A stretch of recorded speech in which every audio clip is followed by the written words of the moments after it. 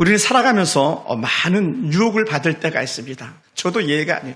누구든지 악한 사단의 유혹을 받을 때가 있을 거예요. 그런데 우리는 유혹을 이길 수 있는 힘이 있습니다. 그런데 그 힘이 어디서 나올까요?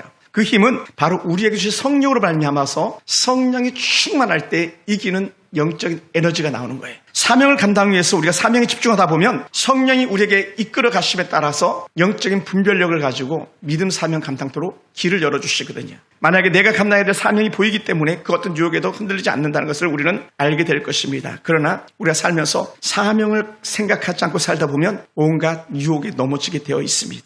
넘어지는 것만이 아니라 그리스도인의 영적인 정체성까지도 잃어버리고 사단이 가지고 놀기 딱 좋은 놀이기구가 될 뿐입니다. 그러면 여러분이 느끼든 느끼지 못하든 이미 예수 그리스도로 구원받은 사람들에게는 성령이 와 계심을 믿습니다. 여러분 속에 성령 하나님 계심으로 여러분이 이제는 진정한 하나님의 자녀로서의 그 믿음 사명 감당하는 은혜가 있기를 원합니다. 할렐루야. 우리 예수님이 십자가의 고난을 당당히 맞서고 이겨낸 것은요, 바로 아버지 하나님께서 보내신 또 그가 주신 사명을 감당하기 위함이었습니다. 온 세상 구주로 오신 그 진정 목적, 그 은혜, 그것은 바로 우리를 구원하시는 것인데, 바로 우리를 구원하시는 그 사명을 감당하기 위해서 우리 주님은 십자가의 길을 가는데 집중하신 거예요. 좌우로 돌아보지 않고 그 길로만 직진하셨던 주님입니다. 지금 누가 주님이 우리에게 주신 사명을 감당하겠습니까? 그 사람들의 길은 십자가 길이요, 주님이 함께 하시는 그 걸음걸음인 줄 믿습니다. 여러분 어떻게 가끔 보시는지 모르겠지만 저는 자주 우리 종탑을 쳐다보고 가끔 사진을 찍어내기도 합니다.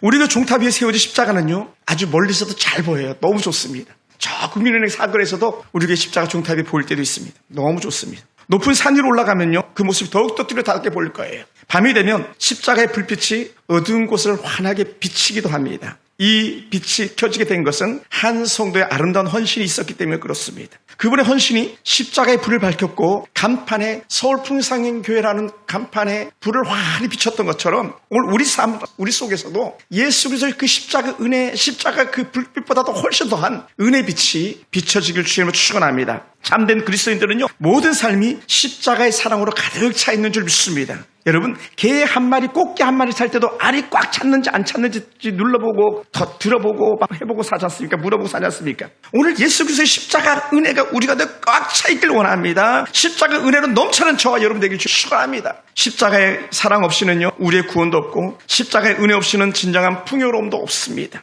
우리 십자가의 사랑으로 구원을 받았고 그 은혜에 부여한 삶을 살고 있음을 믿으시기 바랍니다. 십자가 은혜가 커 보이면 커 보일수록 우리는 더 예수로 충만할 줄 믿습니다. 그러므로 사랑하는 성도 여러분, 우리 예수님이 골고다에 걸으신 그 길은 고통과 수치의 길이었지만 동시에 그 길은요, 고통과 수치를 훨씬 더 뛰어넘는 그런 구원의 길이었고 우리를 사랑하는 사랑의 길이었습니다. 골고다 언덕에서 예수님이 지신 십자가는요, 우리의 죄와 수치의 무게를 대신 감당해 주신 것입니다. 내가 져야 될 십자가의 그 무게를 예수님께서 대신 감당해 주신 것이죠. 예수님은 우리를 위하여 당신의 모든 것을 내어주셨습니다. 그리고 이제 우리가 주님을 위하여서 모든 것을 내어드릴 차례가 되었습니다. 우리를 위하여 죽으신 예수님이 지신 십자가는요, 단순히 죽음의 형틀, 사형의 형틀만이 아니라 그것을 훨씬 뛰어넘는 사랑의 띠였습니다. 예수님의 십자가는요, 영원한 사랑의 상징이었습니다. 십자가 위에서의 고통스러움이 우리를 위한 구원의 길을 여는 순간 우리는요, 구원받은 하나님의 자녀가 되었기 때문에 그렇습니다.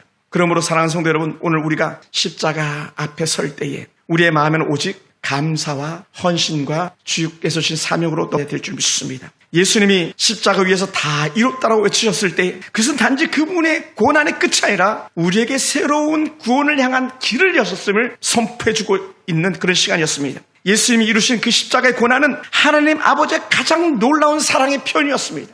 할렐루야. 하나님 아버지의 가장 놀라운 사랑의 표현이었고 또한 하나님 아버지의 가장 큰 사랑의 크기였습니다. 하나님 아버지의 우리를 향한 사랑의 진정한 증거가 되었습니다. 오늘 우리가 그 사랑을 받은 사람들입니다. 그 사랑의 흔적이 우리 안에 성령으로 역사하고 있습니다. 그리고 누구도 이 사랑을 부인할 수가 없고요, 이 사랑을 떠나서는 결코 살 수 없습니다. 사랑하는 성도 여러분, 우리는 이미 2000년 전 그날 예루살렘 성 밖 골고다 언덕에 있었던 한 사람의 시각으로 그 십자가의 사건을 다시 한번 생각해 보았으면 좋겠습니다. 오늘 우리가 읽은 이 짤막한 말씀이었지만 예수님 십자가를 지시고 골고다를 향하신 그 장면과 우리 주님이 지신 십자가에 못 박히시는 그 모습을 짧게 담고 있지만 그 현장에 그냥 그분만이 서 있는 것이 아니라 밑에 그것을 보고 있는 여러분의 모습을 상상해 보시기 바랍니다. 예수님의 십자가를 바라보면서 예수님의 고난과 죽음이 오늘 내게 무엇을 의미하고 있는 것인가 생각해 보시기 바랍니다. 그리고 우리가 그 주님의 사랑 안에서 내가 어떻게 그분에게 응답해야 되겠는가 생각할 수 있기 바랍니다.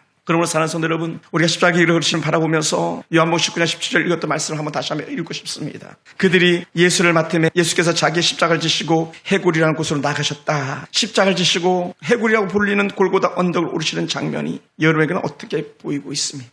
군중들은 웅성거리고 로마 군사들은 생선뼈가 끝에 달린 무시무시한 채찍을 들고 예수님의 살점을 뜯어내고 있는 그 걸음걸음을 보시기 바랍니다.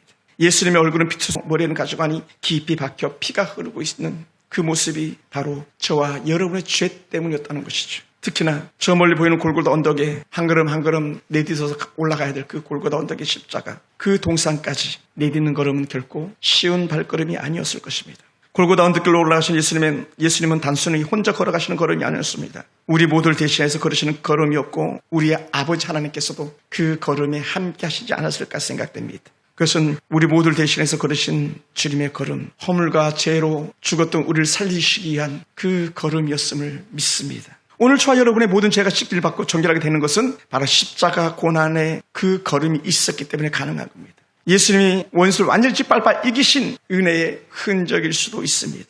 저서는 십자가를 지고 가는 걸음이었지만 한 걸음 내디딜 때마다 한 영을 살려내고 또 한 걸음 내디딜 때마다 또 한 영을 살려내는 그 십자가 은혜의 걸음이었음을 믿습니다. 그래서 저는 이 말씀을 준비하면서 또 지난 한 주간 밤을 보내면서 많은 것들이 묵상되어지고 생각되어졌습니다. 그리고 새롭게 다짐합니다. 주님, 내가 비록 연약한 자였지만 그럼에도 불구하고 평생 주를 위해서 살겠습니다 라고 새롭게 다짐을 하게 되었습니다. 19장 18절에서 이렇게 표현합니다. 그들이 거기서 예수를 십자가에 못 박을세 다른 두 사람도 그와 함께 좌우편에 못 박으니 예수는 가운데 있더라 라고 했어요.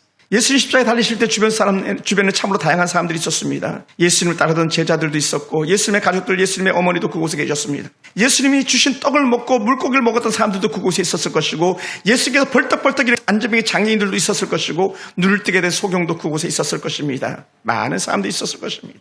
그렇게 자신이 때로는 직접 기적을 체험했었고 직접 기적의 떡을 먹었어. 야, 정말 저가 누구냐 외쳤던 그 사람들이 돌변했습니다. 어떻게 돌변했습니까? 주님을 향한 조롱으로 돌변했고 그 소리를 들으시면서도 예수님은 침묵하셨습니다. 그러므로 사랑하는 성도 여러분, 기적이 일어났다고 온전한 믿음을 갖는 것이 아닙니다.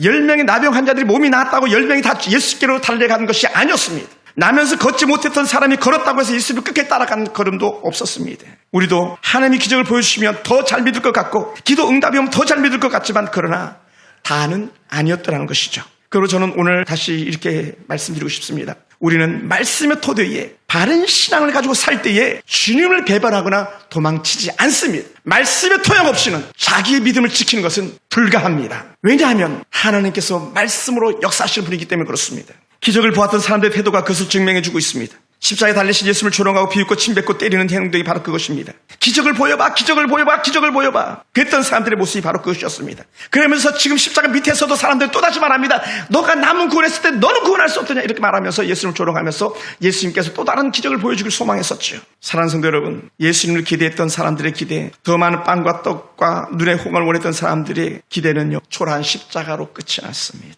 십자가에 달리신 모습을 보여주신 것은요, 모든 사람들에게 상실감만을 안겨주었을 것입니다. 가장 찬란한 보좌의 영광 가운데 앉아가지고 그래도 예수님의 12 제자들은 예수님과 함께 왕노릇하면서 그것을 기뻐 뛰며 춤을 출 줄 알았더니 그게 아니었던 것이죠. 그런데 여러분, 그래도요 희망이 남아 있습니다. 저는 오늘 그 어떤 희망의 주인공이 바로 제가 되길 원하고요, 여러분이 되었으면 좋겠습니다. 십자가 밑에서 다 조롱하고 다 침뱉고 다 예수요, 너가 정말 하나님의 아들이면 내려와봐, 십자가에서 내려와봐, 남은 구원했는데 너는 구원하지 못했으라고 소리쳤던 그 전부가 아니라 어떤 사람들이 있었느냐, 바로 십자가 밑에서 울며 탄식하던 여인들이 있었습니다. 아무도 관심이 없지 않는 그 어떤 예배에 그럼에도 불구하고 나라도 가서 예배 드리면서 하나님께 영광 돌려야지 했던 그 어떤 사람들처럼 한 사람, 두 사람, 세 사람 십자가 밑에서 그늘 끼는 사람들이 있었습니다.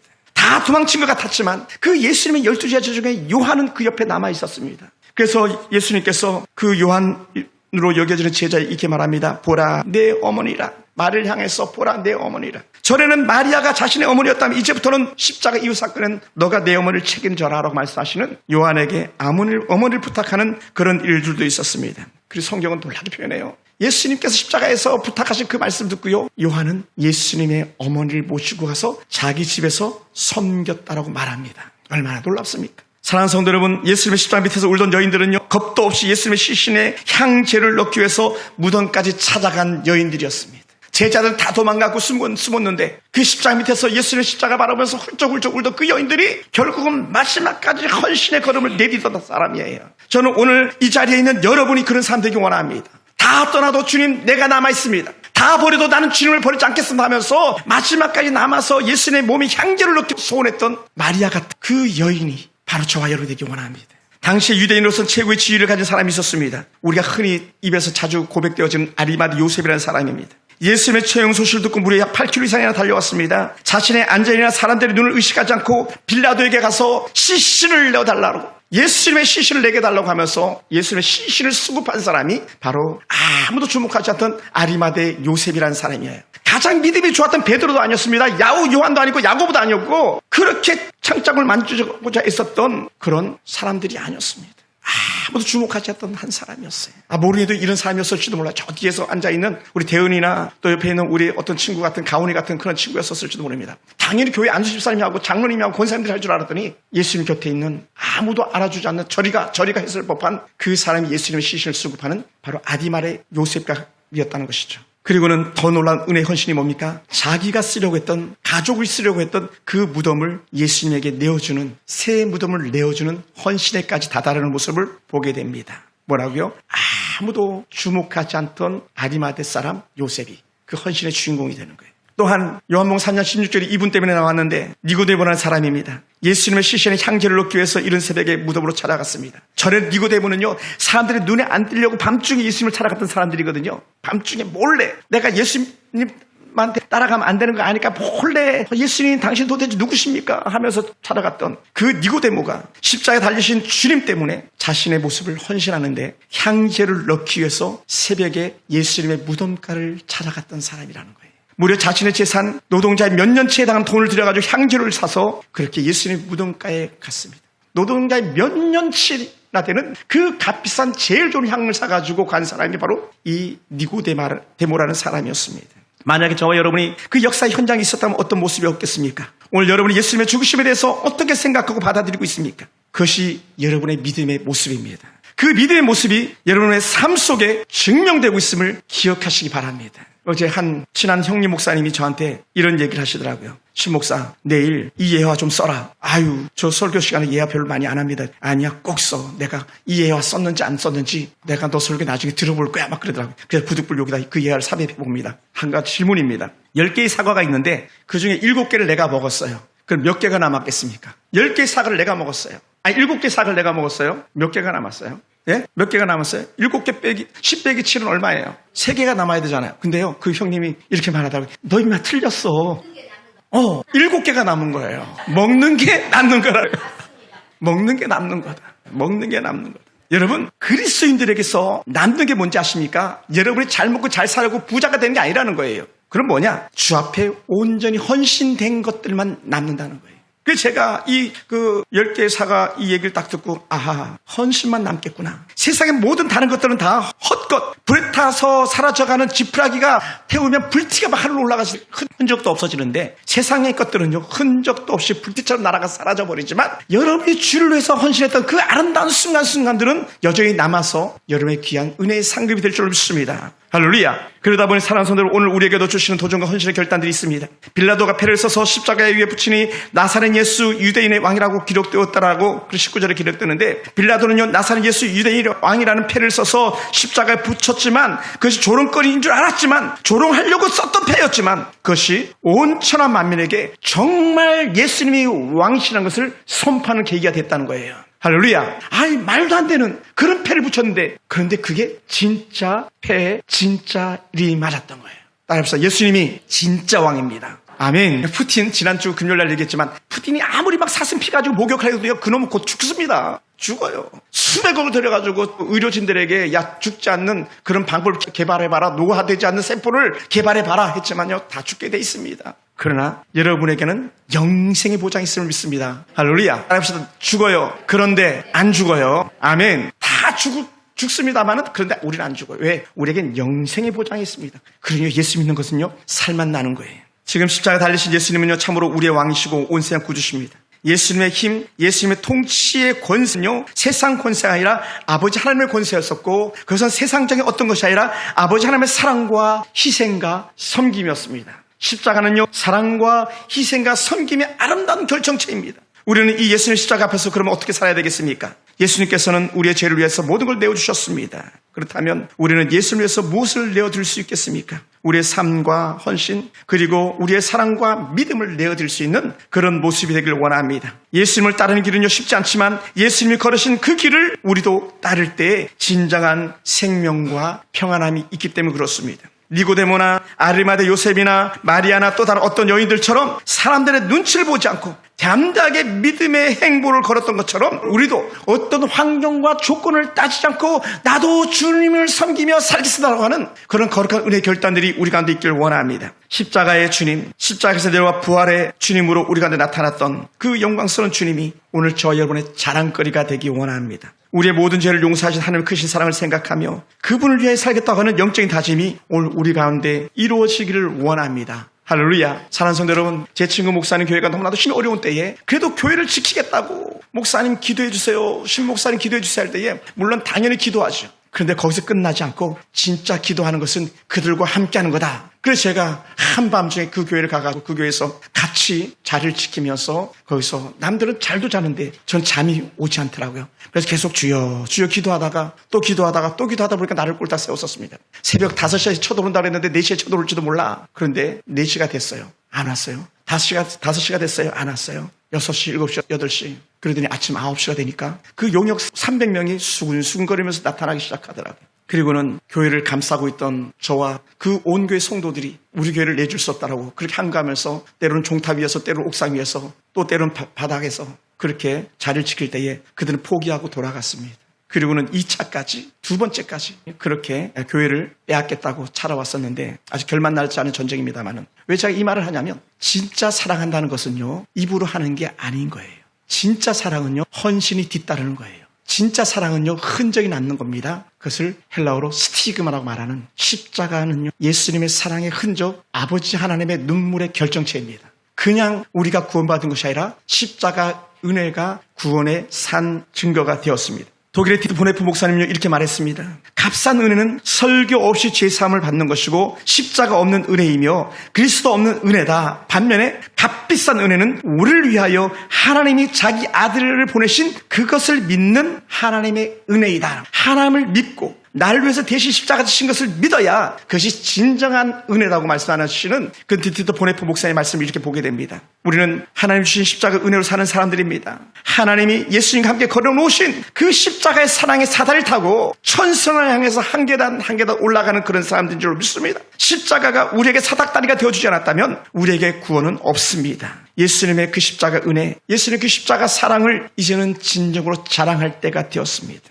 그리고 이제는 예수님을 자랑스럽게 여기며 예수님의 십자가를 입소문 내야 될 사람들이 바로 저와 여러분들인 줄 믿습니다. 사랑하는 성도 여러분, 내가 거저받은 십자가의 그 은혜, 그 사랑을 남들에게도 알게 하기 원합니다. 오늘 우리는 십자가의 그 현장에서 예수님이 걸으신 길과 예수님의 죽으심을 다시 한번 이렇게 생각해 보게 됩니다. 왜 그 길을 가셔야만 했습니까? 바로 나 때문에였다는 거예요. 나 때문에. 그러므로 우리 사랑하는 성도 여러분, 우리요 다시 삽시다. 저울질하지 말고 계산기 두드리지 말고 예수의 십자가 은혜, 십자가 사랑을 생각하면서 믿음 직진할 수 있기를 주님의 이름으로 축원합니다. 기도하겠습니다.